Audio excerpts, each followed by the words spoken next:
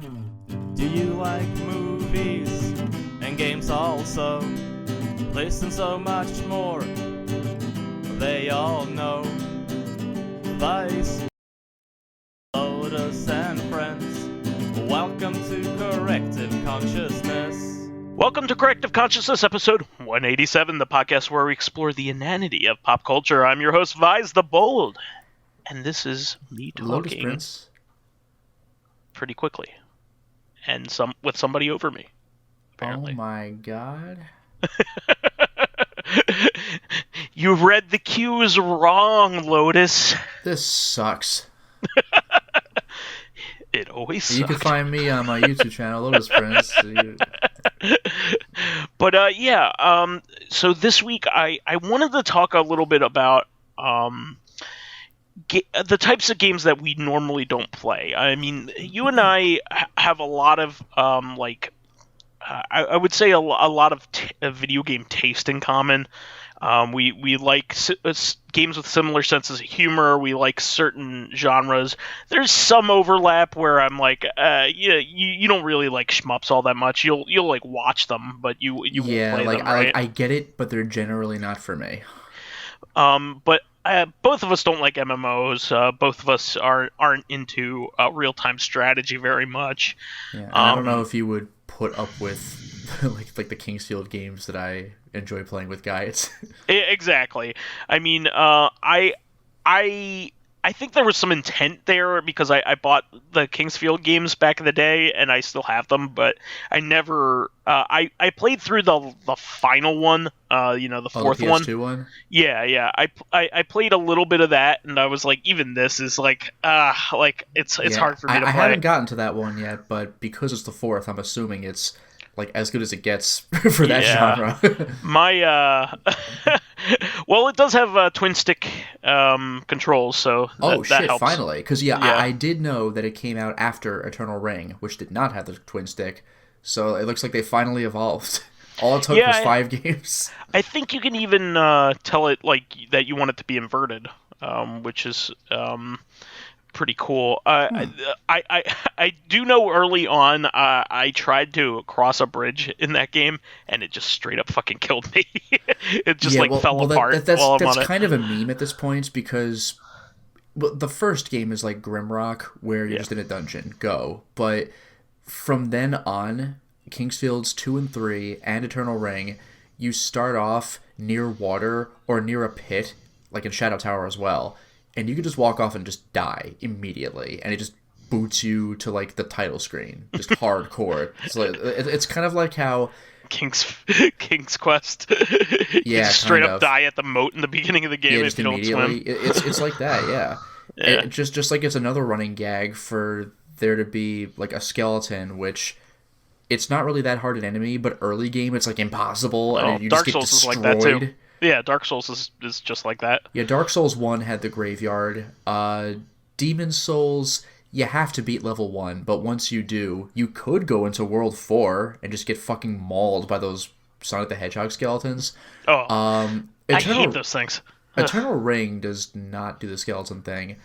Dark Souls 2 has an ogre that's like way overpowered for that point in the game, so like FromSoft likes having like not early game being so hard, but that one enemy being brutal. Like a couple of the Kingsfield games in a row, it was like a secret door that has a skeleton guarding like a leather shield in a chest.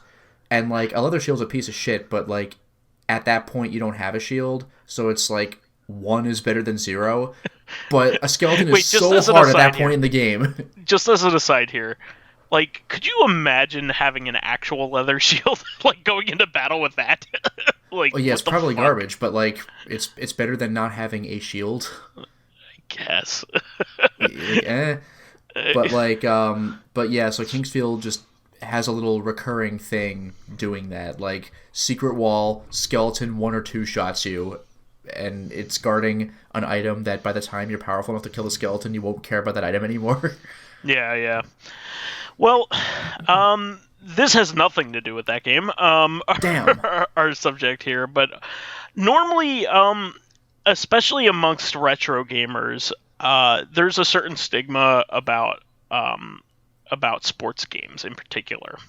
And I think they're unfairly maligned, and I think there's a popularity component to it. It's kind of like Call of Duty right now. We have probably some people that would be like, Call of Duty looks like it's fun or whatever, but I'm never gonna get into it, that kind of thing. Or people that just straight up trash it because it's something that comes out every year. But I mean, there's a reason why those games are popular. They're really good, and they have a ton of content. They're not copy and paste games. Those Call of Duty actually, games. that was going to be what I was going to talk about. Because that's not true with Call of Duty, but there starts to come a feeling for Madden or FIFA or whatever. Not copy paste, but there's roster changes, but it's pretty much the same game. Although there was that one EA basketball game that was literally a copy-paste job, which was pretty egregious. Yeah. That's the problem I have with sports games, is that they're they're real, like FIFA or Madden. They're real. I was actually just gonna say that. My big problem actually with the genre is that they're simulations. They're not at the level of the kind of game that I could play very easily without having played years of them. Actually, fans. That's true, but that's not where I was going to go. I was going to say that because they're real, they're gonna be the same game over and over with maybe a couple of player swaps and just improvements or roster changes. It's basically the same game. Whereas if you go back to I don't know, NBA Jam wasn't supposed to be a simulator. It had real players, but it was just a goofy arcade game. Or if you have NFL it's a very Blitz, popular one at that. Yeah, or if you have NFL Blitz or NBA Hang Time, or no, especially NBA Street, those aren't going to be copy paste jobs every year because they're just weird shit that somebody thought of. So that's what makes those games interesting to me. What's the difference between FIFA of this year and FIFA of last year? I'm sure the hardcore players could tell you.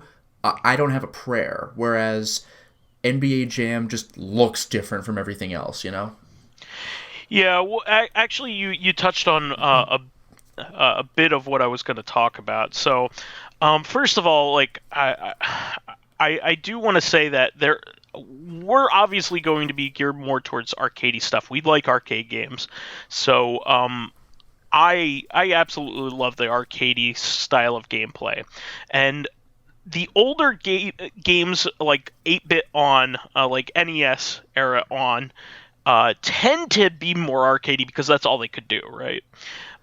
It was the only way that they could make that kind of thing fun. Squares on the screen, hit the puck, swing the baseball bat, okay.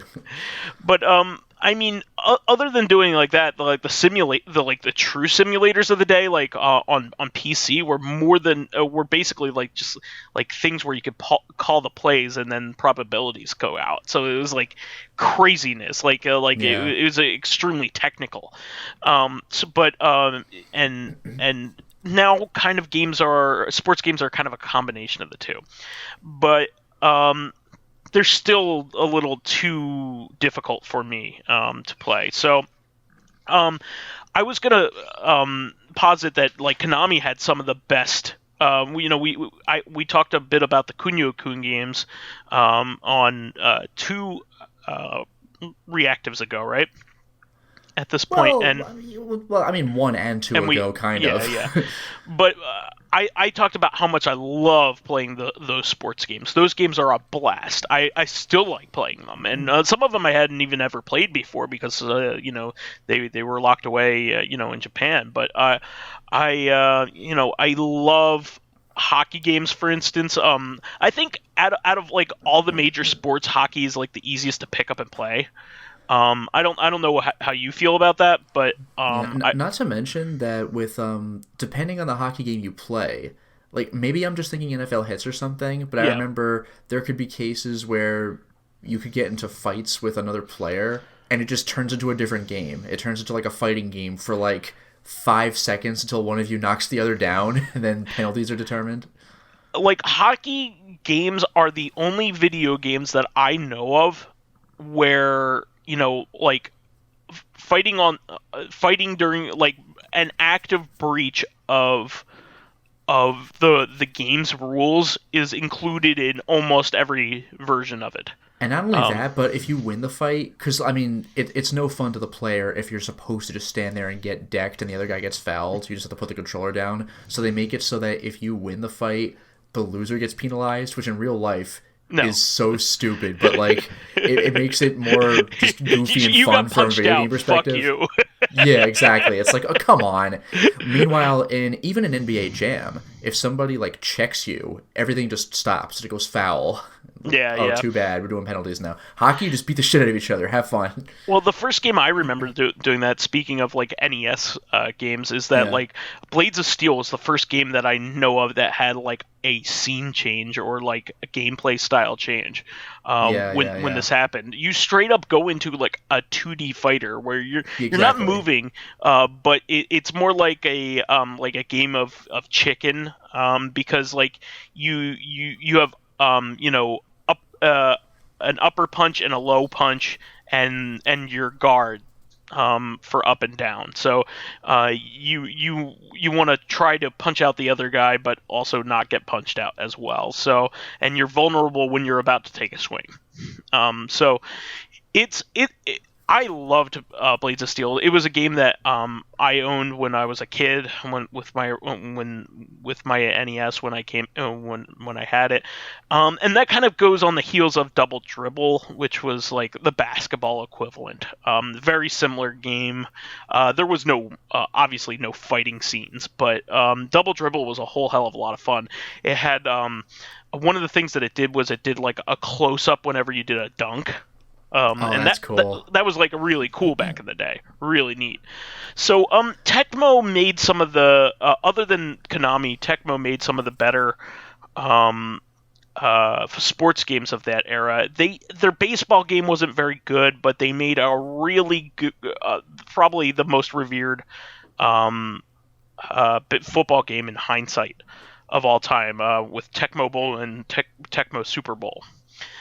Both of those games are great, and they're still a lot of fun. I mean, it can be tough for somebody who doesn't watch football to learn how to play a football game, because football is probably the most complicated sport that I can think of. It's one of those other than maybe cases cricket. where, from a manager's perspective, when you're calling a play, where it does the thing where it shows where you need to go with the line and the X, but like it does that for all the players, so it just looks like crazy doodles to somebody who doesn't know football. It's just Also, really intimidating. Like you don't know the strategies when you're first starting out. You don't know what kind of play is appropriate when and yeah. why. You're just like, oh, that one looks cool. I'll do that one, and then you lose and you don't know why. Like you don't understand that you want to do like a passing play most of the time until you get like I know, further as a down little your kid, downs. you're like, duh, I want to score, and then you just keep getting tackles. Yeah, I mean, but you want to do running plays when during certain instances too. So I mean, and you just kind of have to figure that out by watching football. And like, if you don't do that, like Tecmo Bowl was great at like. There are plays, but like really the fun of it is mostly in tackling each other and throwing the ball and kicking the ball, and that's why they made those games like Mutant League football and hockey, or what's that new one, the football one? Well, newish, like Blood Bowl, is that the one? Yeah. Where you're just a bunch of it's not Mutant League, but it is. You're a bunch of monsters who just beat the shit out of each other. I think it's like League Mutant Football. It's like almost like it's very close in name. I forget what it's called. This reminds me, by the way, did you ever watch the TV show, the cartoon? I was going to mention that. That was a violent cartoon. Yeah, I was going to say that. It's green blood, but like looking back on it, god damn. So there was a this was a series from Electronic Arts. So, like, the creators of Madden came out with, a 2-game series, Mutant League Football and Mutant League Hockey, on the Genesis. I don't think kill the other players. Where like there are like mines and shit on the there's death traps, and the announcer's like a skeleton or something with like a creepy monster face. Really cool stuff. And they made a cartoon show for it to advertise it, Yeah. like for kids. And The funny thing people is, I were- didn't even know it was advertising anything because I didn't know about the games at the time. I was just like, oh, look at this show, and heads are coming off. It's insane. Yeah, I was gonna say there's I think there's decapitation in the like opening credits. That's like amazing. Yeah, like you never see decapitation. Obviously they don't have red blood because somehow red Yeah, blood they're monsters, so the blood is green, way but like worse. they get away with than decapitation. unbelievable amounts of violence in that show. Yeah, no, the spiritual successor is called Mutant Football League. Very Okay. very fucking close. The MFL. Yeah, but yeah, 2 games. They got to hockey and then they stopped. I think they were going to make a soccer game. Soccer sounds like it would complete the trinity. Yeah, I don't think they had a base. I forget. There was supposed to be a third game, but I forget. Basketball was the third game. Okay. Oh, that makes sense. Okay. So yeah, but these games were a lot of fun because obviously you're not going to have a fair fight all the time. There's going to be mines on the field, and they're not going to be like in the same places, on both sides, But not only that though, fun. it's like in real life hockey, when somebody gets penalized, that team is just down a player for a while, and then you have like World Cup Soccer or the Kunio-kun soccer games where you just take out other players. But in Mutant League, like I mentioned, you're just killing like the other players. Like, oh, sorry, you only have 2 players in your team? Well, too fucking bad. And you just storm them. It's ridiculous. But the thing is, like, these games, people still talk about like Mutant League football, like in retro gaming. It's not just real life, like, the people you watch on TV. I can control them in a simulation. Like, that. I mean, if you're buying that game, you know what you're getting into, and that is what you want. But like, you're not going to talk about it 2 years from then because you're going to be playing that year's version of that game. Like, like, again, the hardcore players can tell you what's different about Madden 11, Madden 12, and stuff like that. But like, could they tell you the difference from a game from 5 years ago and a game from 6 years ago? Like, I would imagine it just runs together after a point. Whereas, like, Mutant League football, that's the one where you're the mutants. Like, that's how I remember that one, Yeah. I mean, there are a few older like Maddens that people still talk about. I think Madden 93 is like the one that everybody points to as like one of the best. I think that's the one with the like the ambulance comes on it just drives onto the field and runs over other people while picking up the character that's got so stupid that summoned it. Basically, I love stupid shit like that. Yeah, like a lot of people really love that one, but actually, after that they get very samey. They You know what tickled me back in the day? Actually, what's that? Was I know this always happens when we bring up the hockey games. You played Blades of Steel. I played ice hockey. Oh, Nintendo Ice Hockey is a fantastic game too. But you know what really tickled me in ice hockey is the like the halftime show actually wait, hockey is in thirds, isn't it? Periods. Periods, yeah. but there's three of them. Yes. Yeah, so I forgot if it was after period 1 or 2, but whatever. But they have like the quote halftime show, I guess. It's after period 2, I think. That's what it is, the 2/3 show. What really tickled me though is that you get to see the Zamboni come out on the rink and clean it up, and Leo's like, nice. Well, in Blades of Steel, after the if you play 2 versus games in a row. Mm-hmm. 2 games in a row. During the second one, they have the after the second period, you get to play like a demo of like a simplified version of Gradius, which is pretty cool. Like on the Jumbotron, which is pretty neat. Nice. Yeah, I mean, I love all that stuff. I should also mention that like most people who are baseball fans really like RBI Baseball for NES. There were a few games like there was Nintendo Baseball, which is garbage, and then the game that's just called Baseball. Yeah, it's just called. I think I mentioned this last week. Like, look, you're going shopping. Oh, look at these video games. There's baseball. There's tennis. There's wrestling. Like, it's just the most pure form of the title ever. Yeah, they made what they have baseball, golf, which is actually pretty good. Golf's Oh pretty yeah, good. golf. Yeah. In fact, that one's pretty. Like you can. That game is pretty responsible for like modern golf games, like the way that they're played, like with the different meters and stuff. Yeah. Um, Yeah. The best uh, golf game though is still Ninja Golf. oh, And I'm only half joking, by the way. That game is that game's kind of pretty cool. awesome. You Yeah. have to like fight. Like you hit the ball to wherever you hit it, and then you actually have to go to where you hit the ball. You have to make it over there, and that's where the ninja part comes in. It's just a straight up like beat 'em up. Like you have to fight your way over to like your next shot. It's But so yeah, stupid, but it's great. yeah. There's baseball, golf, Wrestling.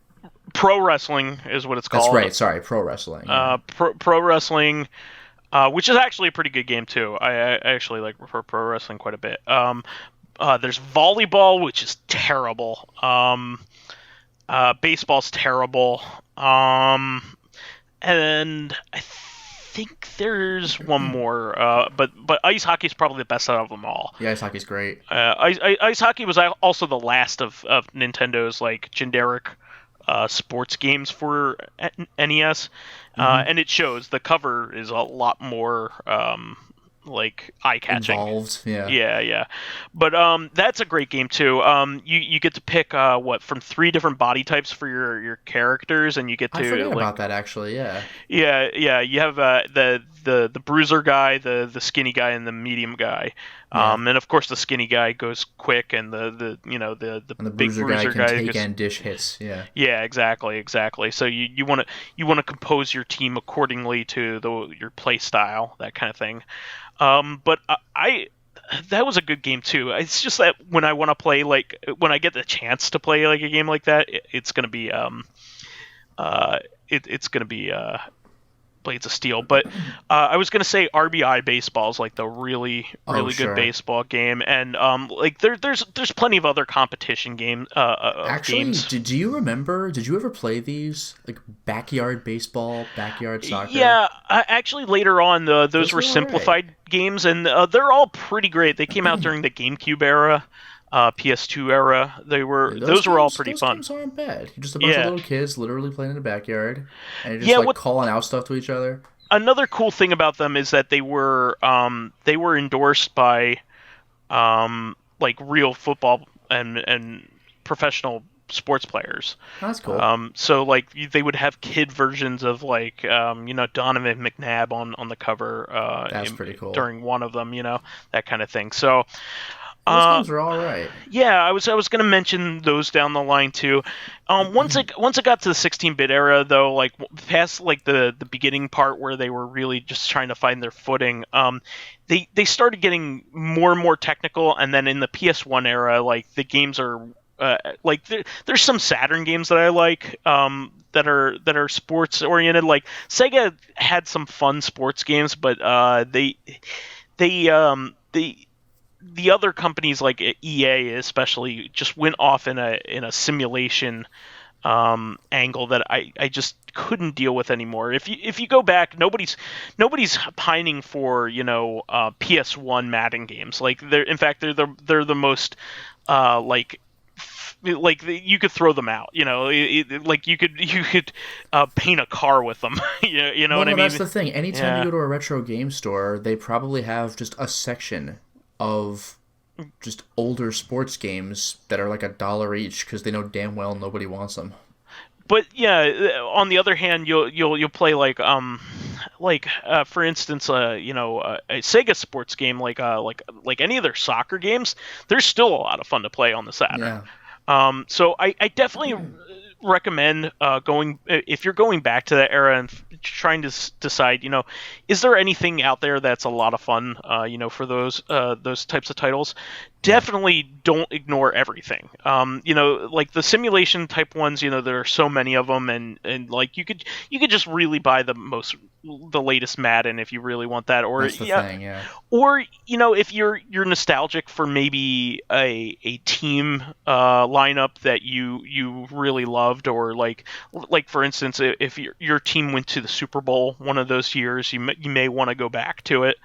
But I would really suggest playing like some of Sega's, because Sega's games are still a lot of fun. And then moving forward, they made some great games in the Dreamcast era. And a lot of people forget this, but the 2K games, were originally the Sega brand. So like NBA 2K and that series, it started off on the Dreamcast, made by Sega. So they made Topspin, or no, not Topspin, Virtual Tennis. Virtual Tennis was great, and then Microsoft made Topspin. I was actually going to talk about tennis games. I actually almost love all tennis games unless they're a bad tennis game.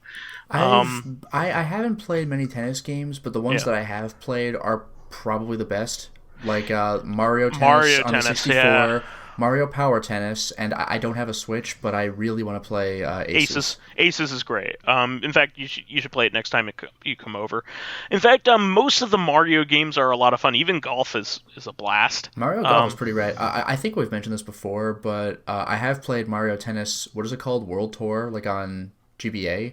Okay, yeah. Mm-hmm. That game's freaking. By the way, It has an RPG progression too. yeah, it does. But what's really cool is that, like, if you play it on the Game Boy, you get about what you'd expect. But I didn't realize just how bright and vibrant the whole game was. Like, playing on a TV, it pops. It looks gorgeous.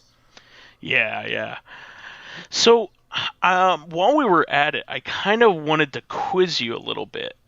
During the era in which Midway was making, their arcadey sports titles, we talked about NBA Yeah. Jam and NFL course. Blitz, but they also had a larger line of sports titles that were Well, the in largest the line same. of all was, of course, NHL Hits. Well, NHL Hits was the Blitz equivalent of Yeah, the hockey. hockey. Yeah. Do you know what the baseball one was called? No, I mean, I don't really follow sports games. Okay, well, I mean, they're not. I wouldn't even call these sports games. Like, but- I mean, show me any baseball game. I don't know what the fuck it's called. Okay. NBA. It was MLB. MLB Showdown, I think is what it was called. MLB Sure, why not? Yeah. MLB Slugfest. I'm sorry, Slugfest. Okay, I've heard the name, but whatever. The last one they made of that, you could be Scorpion and Sub-Zero in. Yeah, there you go. Yeah, they were in one of the NBA, or probably more than one of the NBA Jam games as well. And they also, this one's even more obscure. They made a soccer game in that line of games as well. And it only came out for 1 year in the United States. And I have the Xbox version of this one. It's called Major League Soccer Red Card. Yeah, I don't know if I've even heard of that. Yeah, that one's like very obscure. But yeah, you could just like slide tackle people left and right in that game. There you go. But this is all kind of building off of like Arch Rivals, which was an NBA game where you could like smack each other around in. That Midway came out with like back in the early '90s or late '80s. I was always an NBA Jam and kind of hang time kind of guy, but you know what I really enjoyed, actually? I mentioned it briefly at the start of this, but did you ever try NBA Street? You know what? I never played those games, but I know I would like them. Like Yeah, they it's look just like street a lot ball, of fun. so like they are way more lax on the rules, and you're doing like really stylish styles of dunks. One of my favorites is you do a really hard underhanded shot at the backboard, so it bounces off, and you catch your own rebound and dunk it. It's freaking great. Like they call it like serving it up, and like it's fantastic. So you like alley-oop yourself. Yeah, I some people may not know this, but EA and Nintendo had like a partnership going during the GameCube era in order to get people interested in playing like the GameCube versions of their games rather than like the PS2 or Xbox versions. And they did guest appearances by like Mario characters in a bunch of their games, in a bunch of their sports games. So NBA Street 3, I think V3, the final one, has. I didn't even know there was a 3. I just thought there were 2. Yeah, no, I think this was NBA Street. V3, I think was it. Yeah, this one was on GameCube, and it had, it has Mario, Luigi, and Princess Peach in it. That's crazy. Because like those games had like realistic looking people in them too. So that's really bizarre. Yeah, it has real people in it. Like it's an officially like licensed NBA product. It's like it has so odd. Real players. Mario shows up. It's like Mario Odyssey and New Dunk City. You realize just what a cartoon you look like compared to properly proportioned people. Well, get this. There were other games in which this happened too. So there was SSX World Tour. Also has Mario characters in it. And I think it's Fight Night Round 2 has the character from Super Punch-Out in it. Oh. Actually, by the way, you know what really cracked me up in the aforementioned Mario Tennis on the Game Boy Advance? If you play story mode, you're like boy or girl. They have names, but like you're just regular human characters that try to be the best in the league. But what really, really got me, like this really got me, is that toward the end of the game you can meet Mario, and he actually has text boxes, but the only things he says are things he would say. Yeah, things he said in Mario 64. So he's like, yippee, like, does that sound good to you? Like, yippee. Like, oh no, like, wahoo. I'm like, this is genius. This is like the greatest thing. Yeah. So okie dokie. I'm like, yes. Thank you for. He doesn't say thank you for playing my game, but like that'd be great. Thank you for rescuing me. But I just wanted to throw those out there because these are some pretty cool games, and I have some interest in playing like Fight Night with like the character from Super Punch-Out. That's pretty cool. Yeah, that's interesting. Yeah, and the SXX games were a lot of fun. And like all of them are really good. So I think SSX 3 is considered by like a lot of people to be their favorites.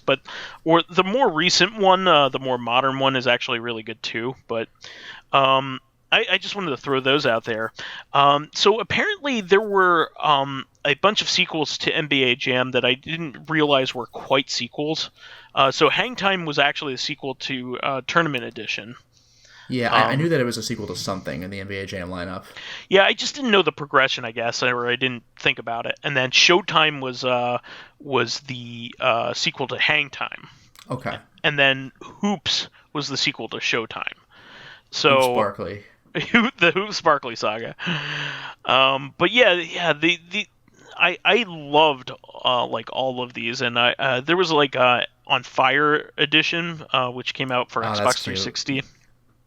That was the more modern one, so that's really cool. I just love throwing these games out there because I still will play a game of this. Like if somebody was like, hey, do you want to play something like that you normally wouldn't play, I would go back to these because they're still a bunch of fun. I love stuff like this. I also tend to like, I'm going to throw this into that category. I also like extreme sports games. Like I'll play like a snowboarding game, like no problem. Like 1080 snowboarding was a lot of fun back on the N64 and the GameCube. Did you ever play those? No, those would not be my go-to games, but if somebody sat me down and said, here, try this, then I'd probably enjoy it. Yeah. No, I get you there. And like Wave Race was the other title that was kind of like synonymous with it. Remember as well. that time it took like 10 years to figure out the code for Blue Storm to get like the sarcastic narrator or commentator? No good. It's like a really obscure code, and somehow they discovered it way later. Yeah, they found out like a lot later that you could be on dolphins in the original game. Like that you could replace like the jet skis with dolphins. That's great. It was like way later than the game had come out. What else do I like? I love all these kinds of games. They're just so much fun. And I do like racing games from time to time as well. I really love the Burnout series, for instance. Those I don't know so if I'd good. play, but I watched our friend Luminaire play a bunch of Probably Revenge, Paradise. I believe it was. Oh, and Son okay. of Paradise. Oh man, Revenge is freaking sick. That game's so cool. Revenge might be one of my favorite games of all time. Like, And Burnout Paradise, like, yeah. evolved the idea, but like, both of those games are fantastic. I played the demo of Revenge over and over and over again. And Burnout 3 was really good. Revenge is like the fourth one, I think. And Paradise is the fifth. But all three of those are amazing games. And they're all different enough that they don't like supplant each other. Like the graphics in Revenge are amazing too. Like it still looks good. Yeah, when it does that slow-mo zoom in for the damage on the car when the crash happens, oh man. Vertical takedown. Yeah, those are a lot of fun. I love all that stuff. You know what? Mario sports games that I never really got into, the baseball ones, the Sluggers That's games. true, yeah, I never really tried those. There's also a couple of basketball games, too. There's the DS one, like that's like 2-on-2. It's like 3-on-3. It's 3-on-3 basketball. Excuse me. 3-on-3 basketball, and then they did like a multi-sport game for the Wii. That's right. Yeah, so that one has like basketball on it too. And there's Mario and Sonic at the Olympic Games, which was kind of a joke. Like people thought it was a joke when it came out, but they've been getting like better and better, and there's so much cool stuff you can do with them. I think the most recent one has like a ton of really cool features. Like it has like like the 2D mode or like the classic mode. Yes, that's freaking cool. And that's made also, by those are made by Sega. Those games are great. Yeah. And there's also Mario Strikers. Oh, those games are amazing. Those are legendary. That game was like it's for a Mario game. It's kind of edgy. The music is freaking great. The music is fantastic because characters have their own themes. They're really good.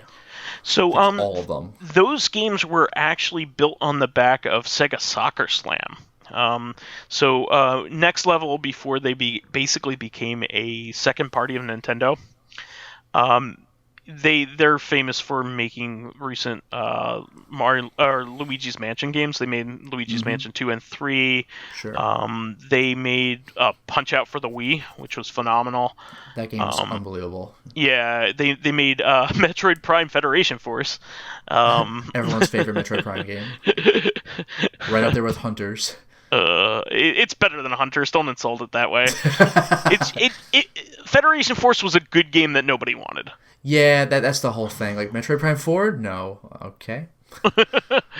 But they made Sega Soccer Slam first, and that game was a lot of fun. You basically were luchadors in that game. I don't know why they called it like Sega Soccer Slam, other than it was like published by Sega, because it wasn't like the typical like nostalgia like Sega game. It wasn't like their like Sega like the Sega tennis game that they came out with like for the 360, that kind of thing. It was more just like luchadors and crazy fun. Nice. So then like Nintendo contracted them to make the Soccer Slam game. Or not Soccer Slam, was it Strikers games? Oh, Mario Strikers? Yeah. There's only the one game, isn't there? I thought there was just the one. There's two. There's the GameCube one and the Wii one. Oh, okay. Yeah. Are those the same game, though? No, they're sequels. Okay. Yeah. The Wii one it's like was Supercharged or something? Yeah, it was Supercharged, yeah. All exactly. Right. So those were a lot of fun. I really like those. But the Sluggers games I never really got much into. But those tennis games are a lot of fun. I need to go back to those. Even Mario 64 Tennis is freaking great. That game had leaderboards before like the internet had, like before real leaderboards were a thing. Like you would put in your code to like a website. Wow, I didn't even know about that. Yeah, because obviously there's no internet adapter for the Nintendo 64, but like you would play through a game, you would get a code, you would go onto like a dedicated website for that purpose, put it in. You could also get some codes from online to get playable characters in the game. Like you could easily look those up now, but they're not normally selectable, so it's just kind of interesting. I also want to throw this out there that some of the best games, sports games that I've ever played, I haven't even mentioned yet. So the Neo Geo sports games. Have you played any of those? Nope. Okay. Unless you count Windjammers. Okay, well, I do. I'll throw that out there. But they made Super Baseball 2020, where you play as like robots. That's supposed to happen this year, by the way. So watch out. It's getting there. They also have Baseball Stars 2. Just the animation and style of that game is so good. You should just watch it in action. It's beautiful. And they have probably made my favorite arcade, probably my favorite golf game ever, which is what is it called? Jeez, Neo Geo golf game. God damn. Ninja Golf. No. Golf. What? Why can't I remember when I want to talk about Turf Masters? Thank you. Neo Geo Turf Masters is an amazing game, and I love the pocket version of it on Neo Geo Pocket Color. So much fun to play. I really love these games. And let me see. There were a few really good soccer games on there too. The Winning 11 and all those. So there are just a bunch of really great arcade games that they came out with, and I definitely recommend people going back to them because most of them are on the Switch. So you can play like Baseball Stars 2, no problem. Neo Turf Masters, no problem. Go back and play them because they're so much fun. Anyway, do you have any other titles you wanted to mention really quick? I mean, we've hit a lot of the arcadey. Yeah, I mean, I haven't played like any of these, but there is the entire WWF/WWE and like other companies like that, just various wrestling titles. Yeah. Some of them are more straightforward. Some of them have you like throwing people out of the ring and taking them into the back room, like on the N64. You're just going to like the locker rooms and beating the shit out of them. Like, there's all sorts of wacky stuff you could do. Unfortunately, I don't have enough knowledge about any of these games to really talk about them, but there's like the official WWFE wrestling games. There's Raw. There's the Fire Pro Wrestling stuff, which I know somehow even less about. But various wrestling games exist. I was also going to throw out that there's like a couple less. They're not as like close to real wrestling, I should say, or the the way that it plays out on screen.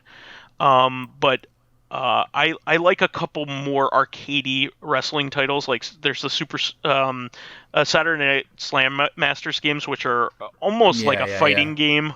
And then there's also the Midway WWE game that plays more like Mortal Kombat than anything. Like there's projectiles and stuff like that. You could play as Doink the Clown, and like he throws like bowling pins and stuff like that at people. Play some Midway games from that like digitized era are like the best. Like go back and play like Batman Forever on Sega Saturn. Was it Batman and Robin? Which one is? Speaking of that Sega game, I think I might be thinking the right thing, but there was a wrestler called, oh god damn it, I forgot his name, but the initials were IRS. He was like this accountant looking guy. Oh yeah, I remember. His last name was Shyster. I remember that, but like he always wore like a white button up shirt. With short sleeves, and he would usually like team up with $1 Million Man because they're all about money. Yeah, but I remember like IRS had Ted an actual DiBiase. theme. What? Yeah, Ted DiBiase. IRS had an actual like theme, but like it's actually kind of hard to find even on YouTube because it was usually overshadowed by the $1 Million Man's theme. But I think on one of the Sega games, if you like are at the character select screen, his theme is just like frantic typing at a typewriter sounds with like, the occasional like ka-ching when you like push the rollback in. Sure. It's like, what's his theme? It's super funny, and it's not like to a rhythm or anything. It's just typing sounds. It's really funny. like using one of those like adding machines with like old timey account. It's just super funny. I also wanted to mention this. We didn't really talk about this, but I kind of like broached the subject on extreme sports games. But how about like skateboarding games like That's true. I Tony played Hawk. a little bit of Tony Hawk. My brother was more into it. Again, those games are super fun to watch, but like Fun. I just can't get a hang of those things. But They're they're really cool though. almost like fighting games, like the way you have to play them. Like I you know, like, by the way, the stupid guests you can play as in some of those games. Like, I remember in Tony Hawk 2, you could just play as Spider-Man. Yeah. In one of the games, you could play as Shrek. Darth it's Maul. just a bunch of a bunch of dumb bullshit. It's great. Yeah. Well, you could play as a cop in the first one, I think. Oh, nice. Yeah. I actually like a bunch of like arcade style skateboarding games from that era. There, for instance, there was the skater games. Those were really good. Street Skater, I think they were called. Those games were a lot of fun. They were you more went through like a race course than and it was more of like an arcade experience than going through like an entire environment and grinding all over it. You know what I mean? Mm-hmm. But that was a lot of fun. But I think we did pretty well there. We should move on to fan stuff unless you have anything else to mention. Nah, I think I'm good. But as for fan stuff, we have two commenters. So Living Corpse said, this was just like a callback for a previous thing. He was saying like something about silver bullets being good against werewolves, but maybe they would be good anyway because they're heavier. So this week he was like, actually, wait, sorry, silver's a light metal, my bad. I was going to say, like, lead is pretty damn heavy. Yeah. And then School Filmer had a couple of comments. One of them was, good to hear Drake, like Drakeologist, again, after such a long time. I do look forward to the Double Dragon and Kunio-kun bundle. The fact that the Japan-only games have been translated to English is definitely worth the price of admission, even if it is a bit steep for me. 360 NKR, maybe about 36 to 40 bucks, give or take. I didn't do my research. Besides, Smash Ultimate did get Kunio-kun Spirits during an event. I did not know that. And he says, I got all four of these, and the Ryuichi and Ryuji battle were two Ryu with orange costumes, which was quite amusing. Oh, neat. I did hope for some Kunio-kun representation in that game. Kind of like my hope for Goemon, although that was a Mii costume. Still glad he hasn't been forgotten. That's true. School Filmer had one more comment about freeware games, two of which we really dropped the ball on. He said the original versions of La Mulana and Cave Story. The games that started how did we miss all. these? Yeah. I've even played through Cave Story. Actually, let's play that game. It's great. It says, I remember getting the latter on a CD-ROM that was included with the computer magazine, with the English translation already in place. That's fucking nuts. Yeah. Also, Dink Smallwood and Warning Forever. Thanks for reminding me about that one, Drake. Also came on those CD-ROMs. Warning Forever was a lot of fun. Unfortunately, they don't have CD-ROMs with the magazine anymore, but that's life. I think there was also a Pengo-like game on one of those. Push Push Penguin. Good memories from a simpler time. PC Gamer had some of the best, like, in an era where, like, your internet's, like, connection could be pretty slow at the time. Like, I had a 14.4K modem for a really long time. Like, downloading free stuff or even knowing about it wasn't always guaranteed. So I used to get like a lot of really cool demos and freeware off of PC Gamer magazine discs. It was so much fun. I used to love exploring those discs. They had all kinds of like hidden stuff on them too. Very nice. Yeah. So the question is from Living Corpse. What do you think is being held back? Can be anything from science, film, games, and what stupid reason do you think it's being held back? That I don't know, because like I don't want to go into like conspiracy theory stuff where it's like, oh, we could be in flying cars by now if not for big oil or whatever. Like I don't know. The only thing that I think it's safe to say is, I don't even know if being held back is the right term, but like people are probably working on like the PS6 and whatever the next Xbox is called, because in order to have games ready for the upcoming system or the current one, like the upcoming system is like when one system is out, there's got to be dev kits for like the next thing so people can prepare for them. It's not like the PS5 comes out and all of a sudden developers are like, oh, I better learn how to make stuff for them. You know, they've been working with some stuff like that for quite some time. I just don't know for how long. So there's probably like basic ideas of what could go into like the systems after the next ones, I wouldn't be surprised. But that's not really a reach, honestly. As for like what's being held back, though, like I don't know. I guess my major thing is like infrastructure for better internet. That is true, and that does yeah. have a bullshit reason, which is our government's run by old people who don't know that the internet matters, even though it's been 30 I think fucking they just years. don't care. They I have a phone, I'm good. Like, all right. Infrastructure needs to be worked on in general. Like our That's bridges, and our roads need to be taken care of. Our sewers need to be updated. Our I was gonna say pipes in particular. Public transit. And this is a cross party line. So I know most of you are probably going like, am I being critical of the current administration? I'm being critical of all the administrations. None of them really. Internet. Our internet was pretty good when they like first laid it out, because we're the only ones who had it. We invented it. Like the United States invented it. They like haven't evolved it. Like America lags behind. It's more noticeable if you're playing like online games or something. Like we have kind of spotty connections compared to like some European and Asian countries. Canada has fantastic internet. And it's affordable. What should be happening is that the government. We don't treat our internet as a utility. Exactly. That's another thing. That I find completely ridiculous. I think we totally dropped the ball on that. A lot of things actually should be considered utilities that aren't. But like healthcare. But I mean, that's going into other territories. But I think like. Internet is as vital as electricity now. At this point, many professions require the internet. You need to have it to go to school. In a lot of cases, yeah. No, I mean like high school. Like when was the last time somebody tried to turn in a paper to you, Lotus, that was on actual paper? They don't do it anymore, right?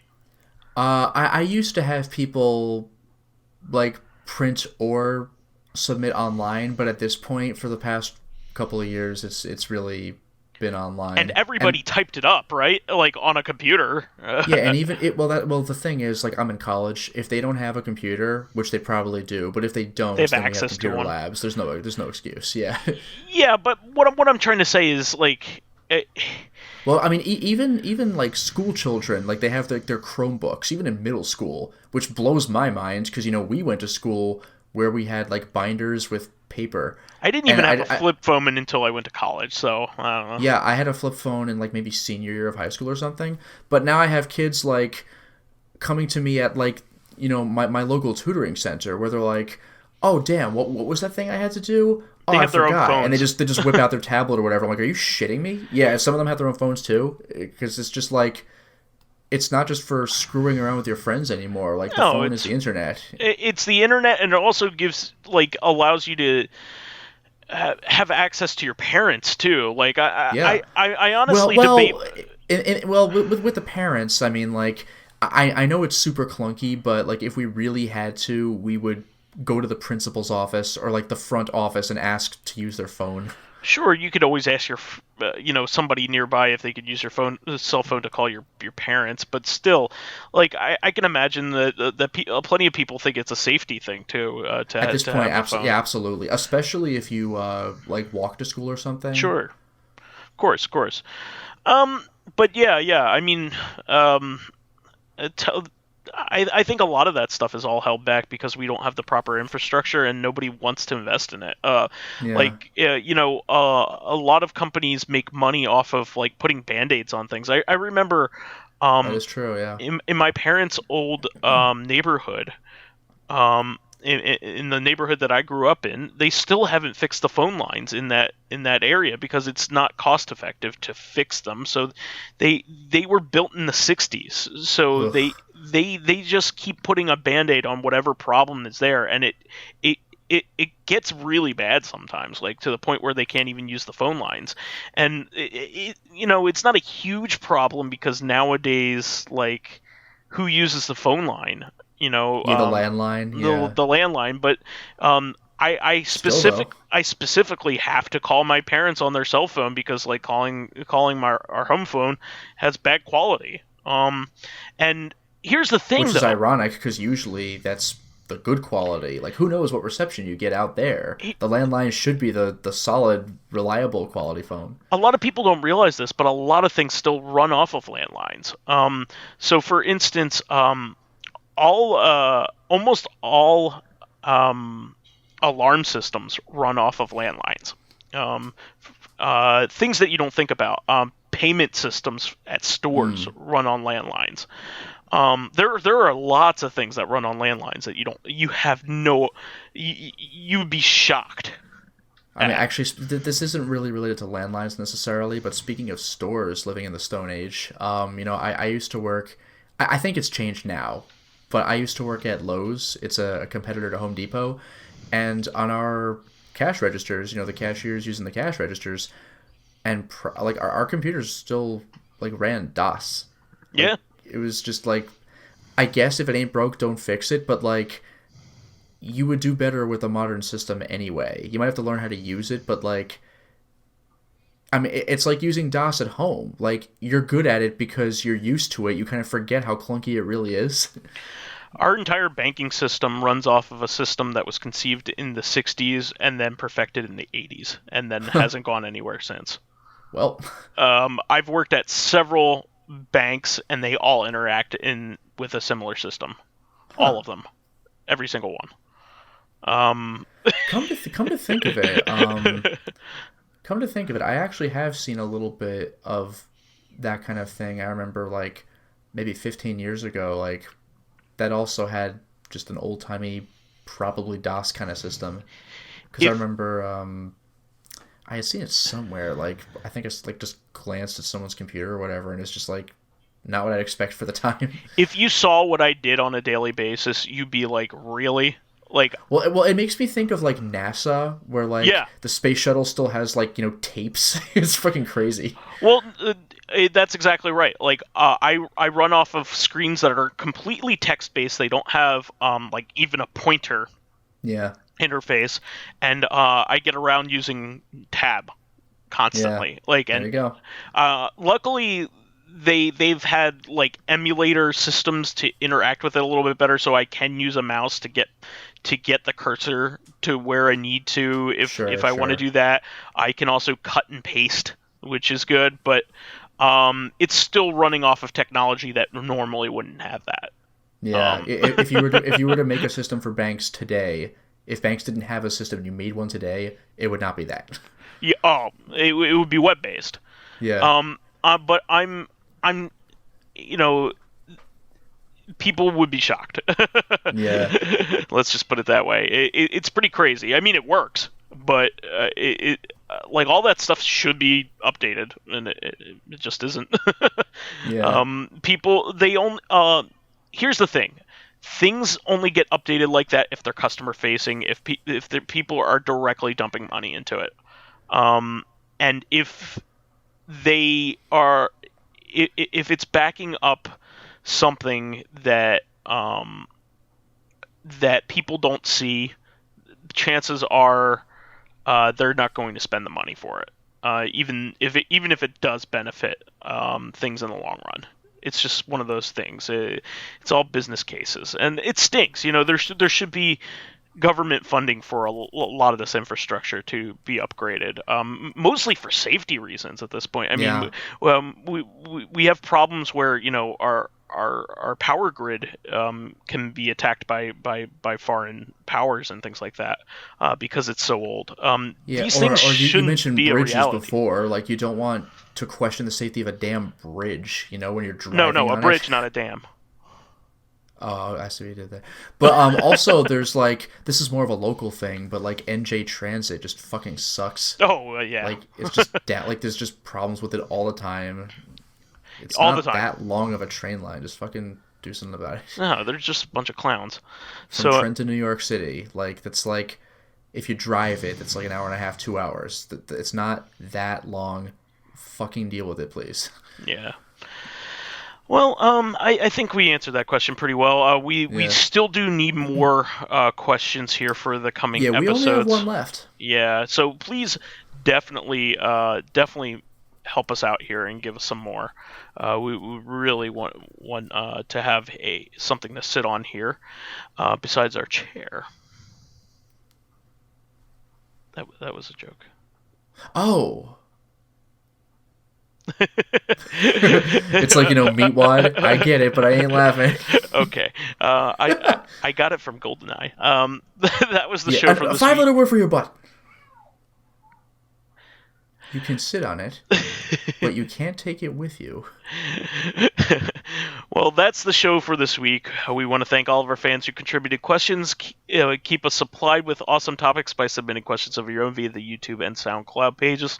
While there, please give us thumbs ups, likes, and 5-star ratings on iTunes. It helps promote and spread awareness of the show, and any bit of encouragement helps keep the show going. You can also catch us on Tuesdays on our sister podcast, Corrective Consciousness, the podcast where we look at the in-depth look at this week in our lives. Man, I'm tired. Finally, you can find me as vysethebold on anything, really. And you can follow me on my YouTube channel, Lotus Prince. You can hit me up on Twitter at Lotus Prince. And finally, if you are interested in seeing my videos early, getting in on exclusive live streams, selecting upcoming games for me to Let's Play, like I had mentioned on Tuesday, Papo and Yo, or getting involved in conversations with me and other patrons on Discord, then perhaps consider swinging by my Patreon account, which can be found at patreon.com/LotusPrince. Well, fantastic. We will catch everybody on Tuesday. Until next time, everyone. Bye-bye.